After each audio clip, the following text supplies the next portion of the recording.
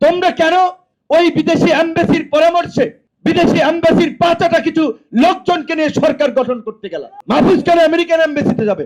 American ambassador মাহফুজের কাছে আসবে? এই হচ্ছে আমাদের সরকারের মেরুদণ্ড, এই হচ্ছে তাদের লেভেল। ছাত্র সমন্বয়ক নামের বিভিন্ন জায়গার যে ছাত্র প্রতিনিধি, এটা তো এখন জেলা উপজেলা লেভেলে মন্ত্রীদের চেয়ে পাওয়ারফুল। সেদিন একটা চিঠি দেখেছি হবিগঞ্জের বৈষম্য বিরোধী ছাত্র আন্দোলনের ব্যানারে তারা প্রাণ আরএফএল কোম্পানিকে চিঠি লিখেছে, আমরা একটা প্রোগ্রাম করব, আমাদের আর্থিক সহযোগিতা প্রয়োজন, যদি আপনারা না দেন তাহলে আপনারা যে নদীতে বর্জ্য ফেলে নদী দূষণ করছেন সেটার বিরুদ্ধে তীব্র আন্দোলন হবে। মানে হচ্ছে তাদেরকে সহযোগিতা করলে তারা আর কথাবার্তা বলবে না, আর যদি না দেয় তাহলে তাদের 14 গোষ্ঠী উদ্ধার করবে একটি ইস্যু দিয়ে।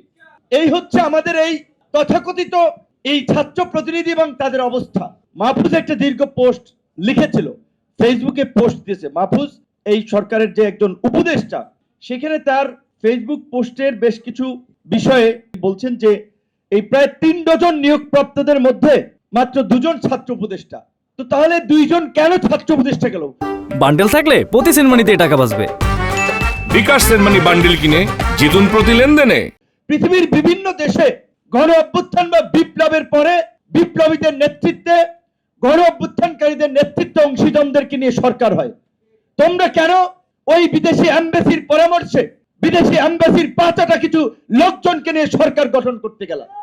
আমাদের লজ্জা হয়। আরো বাংলাদেশের প্রটোকলে ডিপ্লোম্যাটরা আমার এক্স্যাক্টলি অনেক পেছনের প্রটোকলে, মন্ত্রী তো দূরের কথা, সচিব, তারা ডেপুটি সেক্রেটারি পদমর্যাদার এখানকার ডিপ্লোম্যাটরা।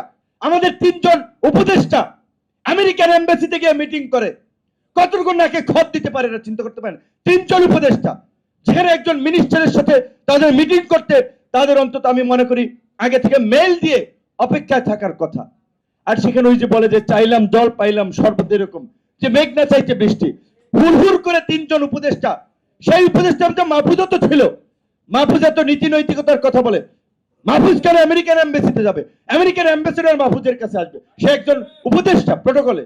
যাই হোক, গিয়েছেন, যদি রাষ্ট্রীয় কোনো প্রোগ্রাম হয় দাওয়াত ছিল অন্য বিষয়, আমি বলছি এটা বাস্তবতা বোঝার জন্য যে 3 জন উপদেষ্টা আমেরিকান এমবাসিতে যে মিটিং করে আসে। এই হচ্ছে আমাদের সরকারের মেরুদণ্ড, এই হচ্ছে তাদের লেভেল।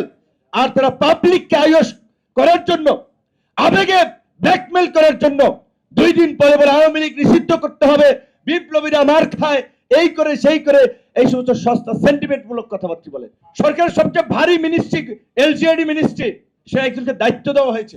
এলজিইডি তো দূরের কথা, যার ন্যূনতম এই মিনিস্ট্রি সম্পর্কে কোনো ধারণা নাই, দায়িত্ব দেওয়া হয়েছে।